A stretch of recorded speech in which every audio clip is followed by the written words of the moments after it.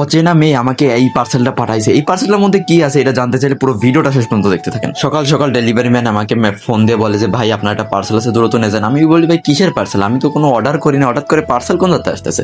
ওরা বলতেছে যে ভাই কোনো টাকা পয়সা দেওয়া লাগবে না, টাকা আগে তো সব পেমেন্ট করা আছে, আপনি এসে প্রোডাক্টটা নিয়ে যান। এবার আমি সোজা সুন্দর মতো যাই, যখন প্রোডাক্টটা আনতে যাই ভাই এটা দেখি কি মনে আছে ভাই, এর মধ্যে কি আছে আমি তো নিজেও বুঝতে পারতাছি না ভাই। এই প্রোডাক্টটা কে পাঠাইছে ভাই, কোনো একটা অচেনা মেয়ে বলে আমার জন্য এই প্রোডাক্টটা পাঠাইছে। আমি নিজেও যেন বুঝতে পারতাছি না এই প্রোডাক্টটা কি।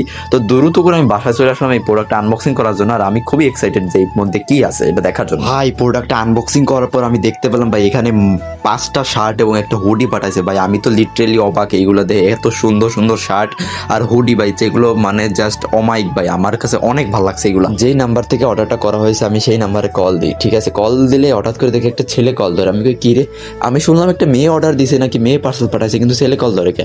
পরে আমি কথাবার্তা শুনে বুঝতে পারলাম এটা আমার একটা পুরনো ফ্রেন্ড, অনেক পুরনো ফ্রেন্ড, ঢাকায় থাকে।